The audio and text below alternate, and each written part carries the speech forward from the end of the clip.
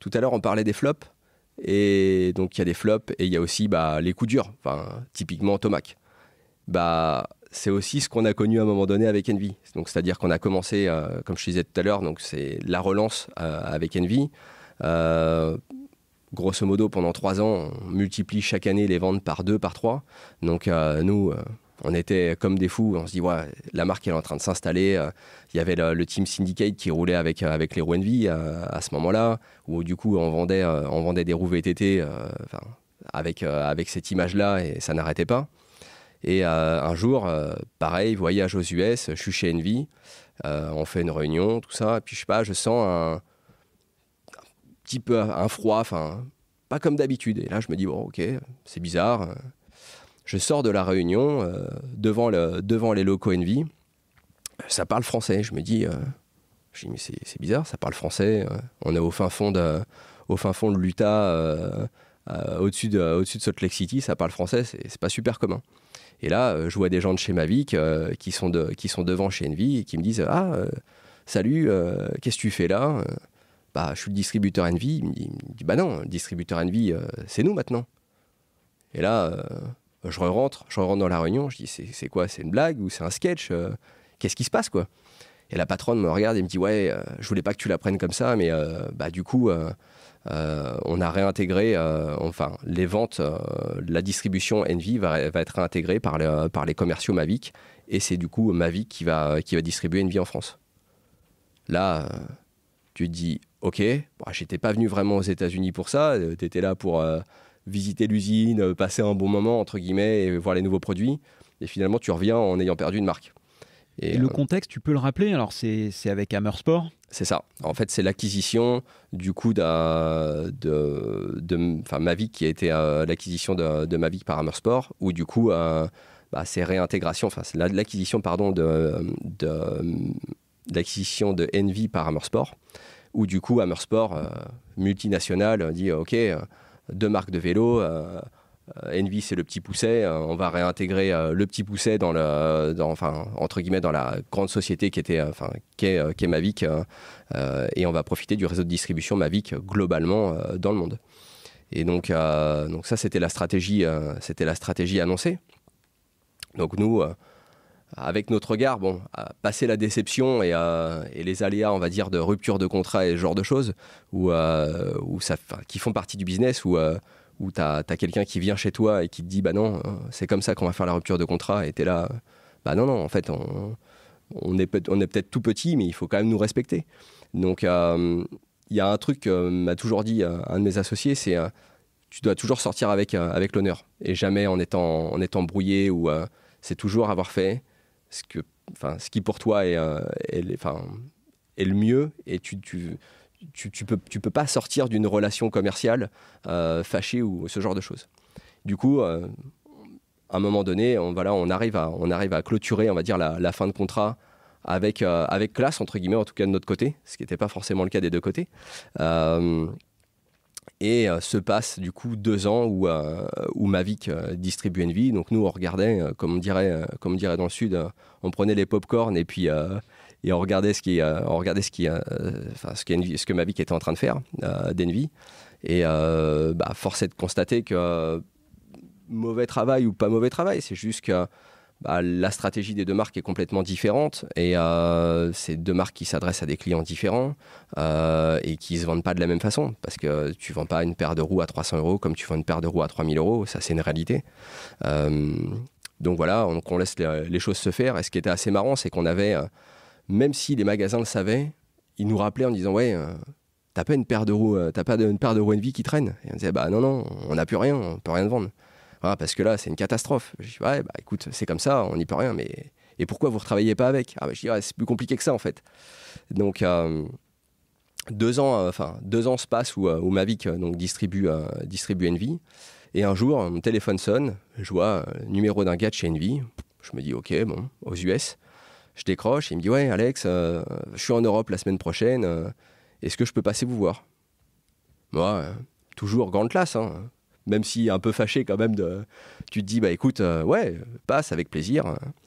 Et donc la personne de chez Envy vient, on discute, et il me dit, écoute, On s'est aperçu qu'on a fait des erreurs. Finalement, réintégrer la distribution de Envy dans Mavic, avec Mavic, c'est pas forcément une bonne idée.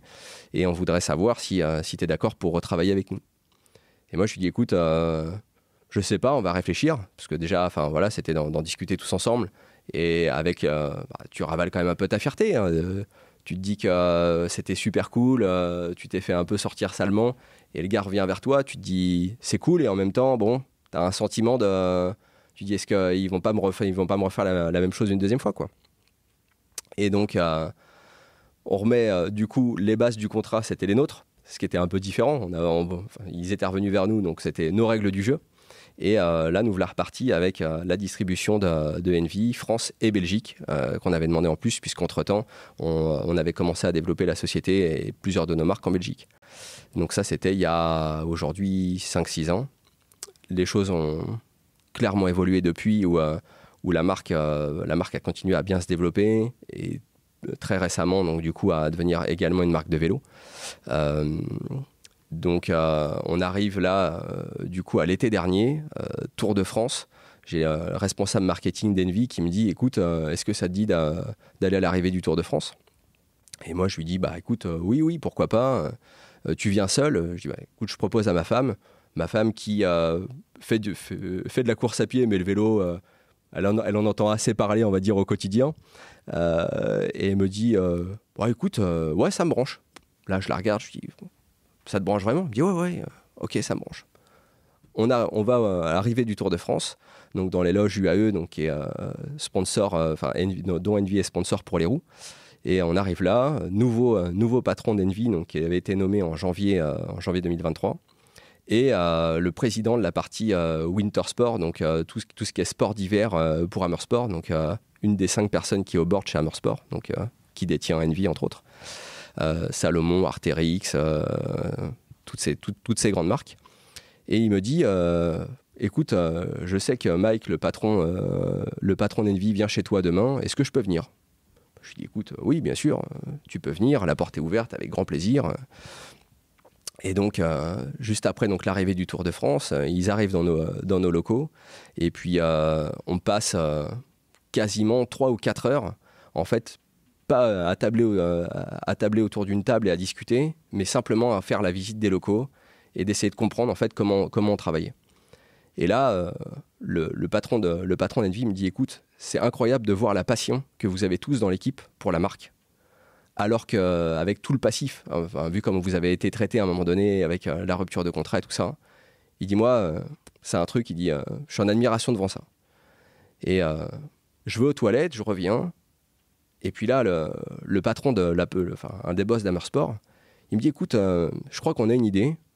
On a vu comment vous travaillez, et du coup, on voudrait vous proposer la distribution d'Envy Europe. Il me dit, je te demande pas de répondre tout de suite, il dit, tu peux y réfléchir, et puis on en rediscute. Puis là, je le regarde, je lui dis, attends, fais voir. Je crois que c'est bon, je crois que j'ai la réponse. Je crois qu'on peut faire un truc. Je veux bien qu'on en discute, mais ouais, sur le principe, je pense qu'on est partant. Donc c'est assez marrant de voir que, tu vois, on est parti d'une marque qui a permis de lancer Mohawks, qui a été, entre guillemets, une grosse déception à un moment donné, et qui était un des coups durs de la vie, en fait, de Mohawks, clairement. Et qui aujourd'hui est quelque chose qui va nous permettre de passer encore un stade, très clairement, en termes de business, en termes de perspective. Et en fait, avoir Envy et faire Envy pour toute l'Europe, déjà, c'est une carte de visite, on ne va pas se mentir. C'est ce qui nous a permis, le Team Total Energy, de mettre le Team Total Energy qui est sponsorisé maintenant par Envy, qui roule sur les vélos Envy. Et c'est nous qui l'avons mis en place. Donc c'est la confiance qu'on a eue aussi dans ce partenariat-là avec Envy, c'est de dire, voilà, on veut sponsoriser une équipe, faites le job. Et on a fait le job. Et l'autre dimension qu'il y a, qui est super importante, c'est de dire que demain, Mohawks, c'est pas seulement la France et la Belgique, mais c'est toute l'Europe.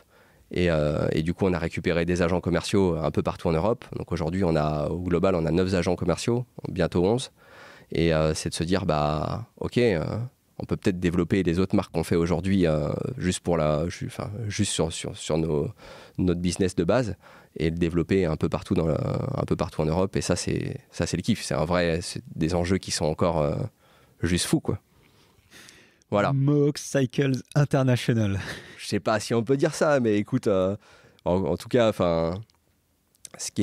encore une fois, ce qui est cool, c'est on a en contact, tu vois, des magasins qui sont en Espagne, qui sont en République tchèque, en Slovénie, partout dans le monde, avec des cultures qui sont différentes, avec des attentes qui sont différentes. Et c'est ultra enrichissant. Déjà, parce que la culture de chacun de ces pays-là, elle est pas la même. Et puis, la concurrence sur ces marchés-là, elle est pas la même. Tu as des marques qui sont chez nous, qui sont en France pas très très connues, et qui là-bas sont des marques qui sont énormes. Et du coup, tu dois positionner la marque, les produits différemment. Et voilà, donc voilà où on en est aujourd'hui et les petites nouveautés.